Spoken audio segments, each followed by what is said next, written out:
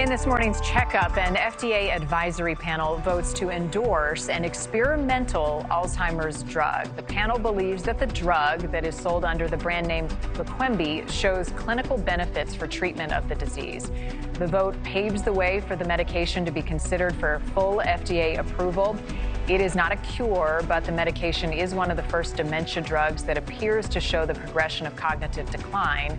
There are potential side effects like brain swelling and bleeding, and we'll get into that in just a moment. But first, joining me now to talk more about this, Dr. Corey Hebert. Thanks for being here. Talk about the positives of this drug, the promising news with some of this research. They say experimental. What are we seeing? Well, the good part is that there's something out there now that people can use when they have been diagnosed with Alzheimer's. There are 6 million people out there that are suffering. The problem is this drug has had some issues from its beginning. And the reason why is because the clinical trials that were done, people had some very severe side effects, meaning 13% had brain swelling, 17% had some brain bleeding, 2 people died. So at that point, someone would say, is the risk better than the benefit? What's that ratio, right? And so when we had to go back to the FDA, a lot of scientists were saying that the risk really outweighed the benefit. And so when you look at it in the grand scheme of things, then you have to say, if you were one of the folks that are sitting out there right now with a family member with Alzheimer's, what would you rather? That chance to decrease your cognitive decline, decrease the progression of your disease by 27%, and take those risks? And I think some people out there are willing to do that. It's also very expensive, and that was an issue, whether Medicaid, Medicare, and some of the insurance companies would pay for it. But that is the biggest issue, risk and benefit. And that's with any drug, that's what you're always going to have. So I think it's a good thing to give some people a chance at a little bit longer life with their loved ones.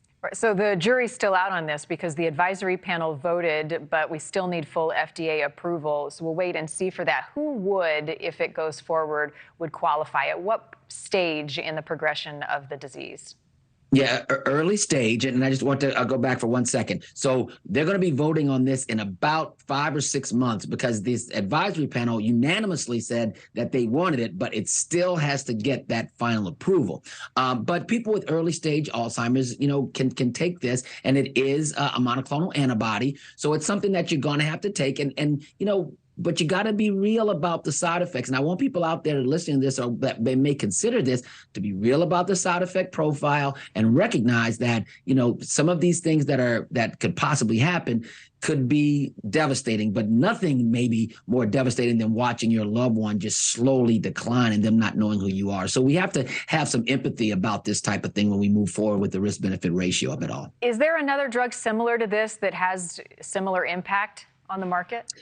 There are a couple of drugs in the pipeline, and there is one that came out a little bit before this. But the issue, once again, is the safety and the efficacy.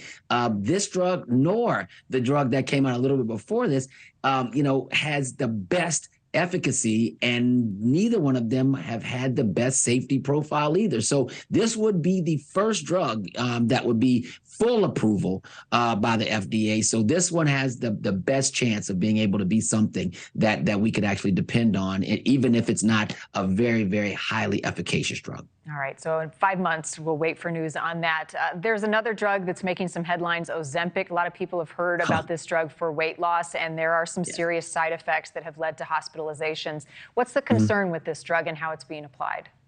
Okay, so you have several drugs out there now, but the big ones, you're going to say Ozempic, you're going to say Wegovy, you're going to say Mounjaro. These are drugs that people are taking to lose weight. Now, these drugs increase insulin, decrease blood sugar, and they release a hormone that actually slows down your gastric emptying so that you feel fuller longer, so you're not really hungry. The problem is some of the side effects can be kind of harsh on a person's belly. So you got nausea, vomiting, you got constipation and diarrhea. And just for the folks that are lay people out there, it's hard to understand how a drug for some people could have constipation and the same drug cause diarrhea, but it happens, right? Mm-hmm. So the reality now is that people are taking this, they're losing a lot of weight. But if you're constantly having vomiting and diarrhea and constipation, it's embarrassing. So a lot of people are like, is it worth it? I mean, actually, some people, about 2 to 3% of people, stop taking this drug to lose weight because they say the side effects are just too embarrassing as well as kind of painful. Thank you for watching. Go to newsnationnow.com to find NewsNation on your television provider. And don't forget to click the red subscribe button below to get more of NewsNation's fact-driven, unbiased coverage.